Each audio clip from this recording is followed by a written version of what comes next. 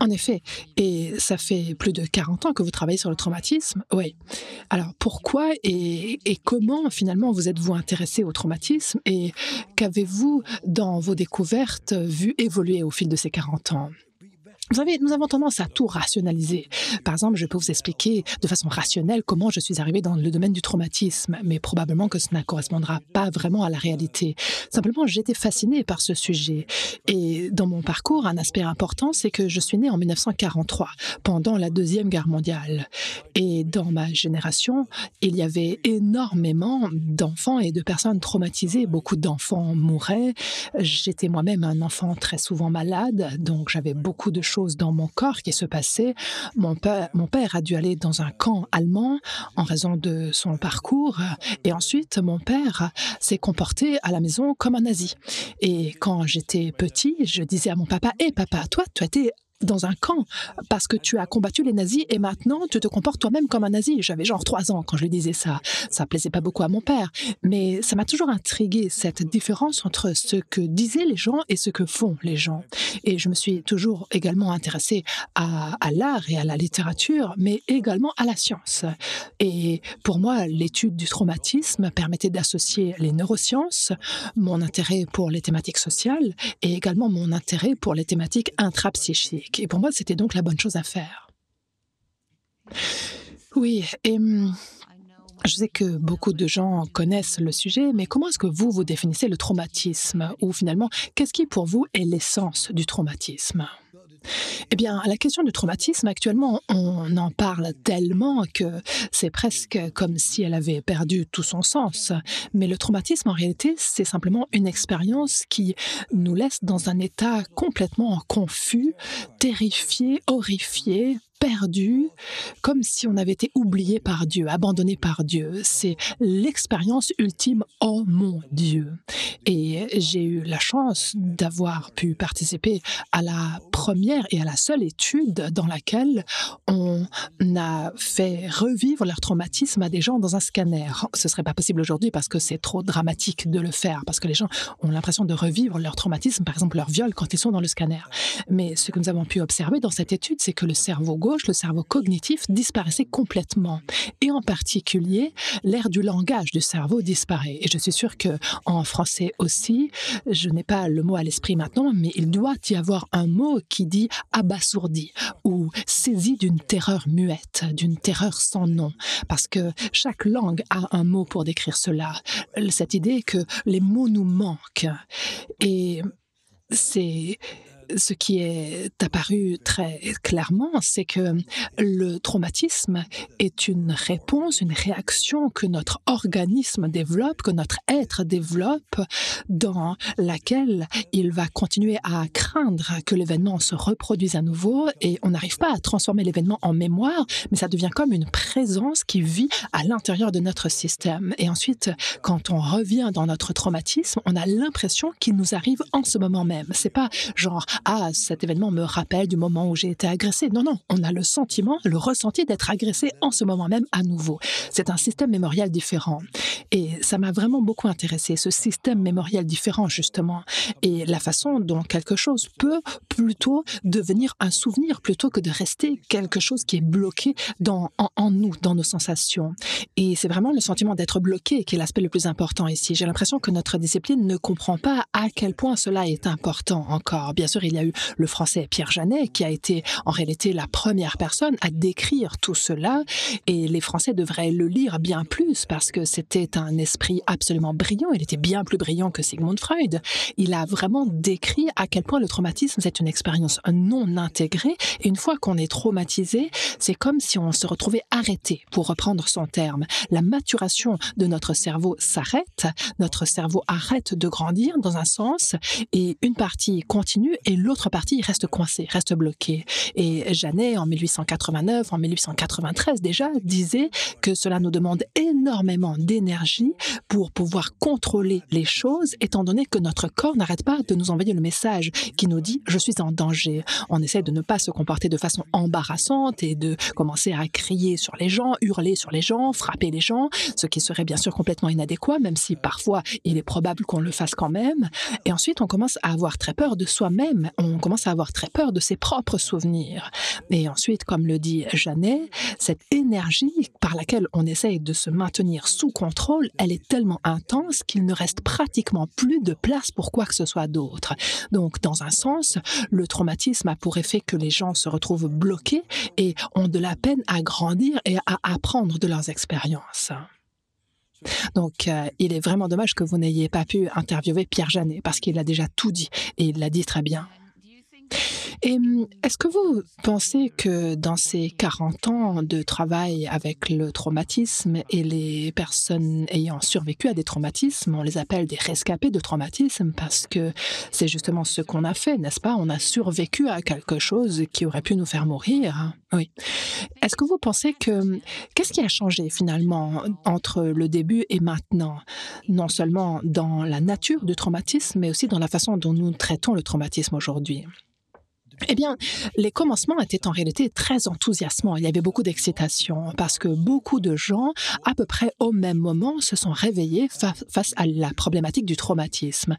Et les choses habituelles qui se passent dans le monde universitaire et académique par rapport à tout ça ne se passaient pas à ce moment-là. Tout le monde était incroyablement curieux et incroyablement ouvert à apprendre les uns des autres. Donc, les toutes premières années, c'était un petit peu comme une période de lune de miel. Et c'est un peu ce qu'on voit maintenant dans le monde psychédélique aujourd'hui, où il n'y a pas encore de compétition et de concurrence. Vous avez mentionné Peter Levine, Pat Ogden, nous étions tous potes, nous passions du temps ensemble, nous nous montrions mutuellement notre travail. Et c'était vraiment quelque chose de très excitant, on était tous très curieux et on se demandait qu'est-ce qu'on peut trouver d'autre à faire pour aider les gens. Et après, ce qui s'est passé, et ça a été très dirigé par l'Amérique, je pourrais dire, c'est que les gens disent « j'ai fait les recherches et j'ai trouvé le bon traitement, le meilleur traitement de choix ».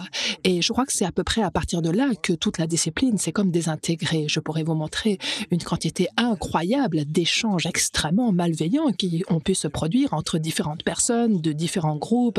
Ah, cette personne, elle n'est pas bien, cette personne, elle est bien. Et là, on est comme redevenus finalement des êtres humains standards, comme dans la vieille Europe où on est constamment en train de se battre les uns contre les autres. Donc, cette discipline, actuellement, c'est une discipline où on se bat beaucoup, il y a beaucoup de luttes, c'est plus vraiment comme c'était à l'époque, un endroit où il y avait beaucoup de collaboration. Par exemple, Peter Levine me montrait ses travaux et je lui disais « Waouh, Peter, c'est vraiment fantastique ce que tu as fait là ».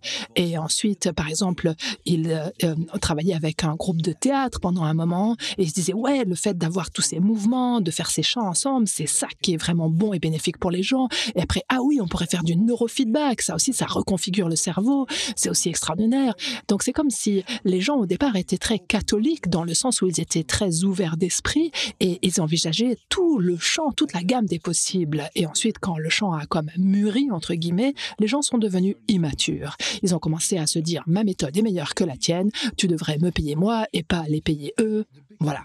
Et la chose qui manque vraiment et qui a manqué depuis le début, c'est que au départ, on a commencé par étudier les anciens combattants du Vietnam, les vétérans du Vietnam.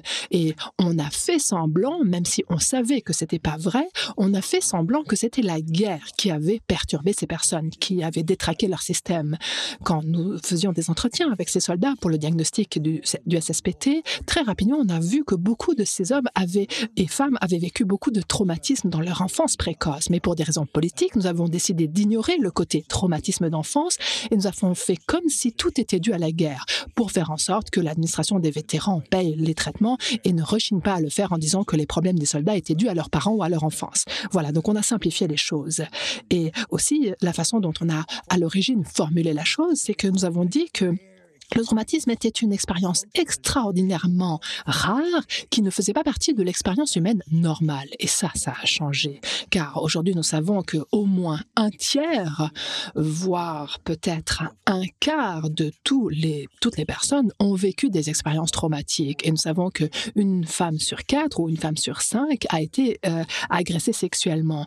Et qu'au moins un quart de tous les enfants se retrouvent sévèrement maltraités de façon assez terrible par les gens qui sont censés s'occuper d'eux. Et à peu près un tiers de tous les couples vivent des événements de violence domestique. Donc, il s'est avéré en réalité que le traumatisme était quelque chose d'extrêmement courant et la psychiatrie a toutes les peines du monde à... Vous savez, j'ai fait beaucoup de travail à décrire tout cela, ainsi que mes collègues, et l'Association américaine de psychiatrie, de façon très délibérée, a choisi de ne pas inclure la problématique du traumatisme développemental dans leur manuel et dans leur définition. Parce qu'ils ont dit, si on fait ça, on va devoir reformuler toute la discipline de la psychiatrie. Et à cela, je réponds, oui, c'est ça qui serait nécessaire à ce moment-là. Donc, les gens continuent à parler de tous ces diagnostics différents en les présentant comme pas du tout liés l'un à l'autre. Dépression, anxiété, toxicomanie, etc. Tout cela serait ce qu'on appelle des comorbidités différentes. Non, ce ne sont pas des comorbidités différentes, ce sont des choses qui arrivent à la même personne, c'est-à-dire que tout l'organisme commence à dysfonctionner. Alors, quand on commence à parler de tout l'organisme, eh bien, la question du corps devient essentielle. Et je suis ravie que vous ayez pu inviter ici Pat Ogden et Peter Levine parce que ce sont de superbes thérapeutes du corps, notamment. Et je pense que ce travail-là devrait faire partie de toutes nos compétences thérapeutiques, en fait, c'est-à-dire pouvoir travailler avec le corps. Et l'autre chose qui a émergé lentement, et d'ailleurs, j'en parlerai un peu plus quand on parlera des psychédéliques, c'est que la majorité des gens, en réalité, ne sont pas traumatisés par quelque chose d'extérieur. Ils sont traumatisés dans le contexte de leur propre lien d'attachement, relation d'attachement. Maintenant, on appelle tout traumatisme, mais une grande partie de ce qu'on appelle traumatisme est en réalité des perturbations de l'attachement et de l'identité qu'on a pu former dans le cadre de notre enfance où on a peut-être été un enfant maltraité, blessé ou non désiré. Et ça, c'est différent d'avoir été un soldat qui a participé à la guerre. Et ça amène à différentes approches et notre discipline a perdu de sa rigueur de ce point de vue-là. Je sais que le traumatisme développemental a été votre mission. En tout cas, l'une d'entre elles. Oui, en effet, vous en avez beaucoup, mais ça a été l'une d'entre elles. Et c'est encore dur de faire en sorte que cela soit reconnu à ce stade. Le traumatisme développemental ne figure toujours pas dans le DSM, et vous vouliez qu'il figure dans le DSM parce que c'est tellement important. Eh bien, le DSM, on en a besoin parce que si on veut diagnostiquer des gens, on doit pouvoir leur donner des diagnostics et non pas des diagnostics à la noix. Donc, si notre problème est lié au fait qu'on a été maltraités, négligés par nos propres parents, eh bien, on devrait pouvoir dire c'est ça le problème. Et donner un autre nom à une chose n'est pas une bonne idée. Vous savez, ce qui est intéressant pour moi, c'est que quand je parle de cela à des groupes de cliniciens, ce qui m'arrive constamment, en général, au départ, ils m'applaudissent quand je commence à leur dire que le système des diagnostics n'a plus de sens actuellement. Et ensuite, ils continuent quand même à utiliser les mêmes diagnostics. Alors, je leur dis, le problème, c'est vous. Le problème, c'est que vous continuez à adhérer à ce système en espérant que quelqu'un, comme moi, peut-être, changera le système à votre place. Non, c'est à vous de changer le système. Moi, j'ai fait tout le travail que je pouvais. Mais à moins que les cliniciens ne commencent à insister sur la nécessité de poser des diagnostics honnêtes, la situation dans notre discipline n'évoluera pas.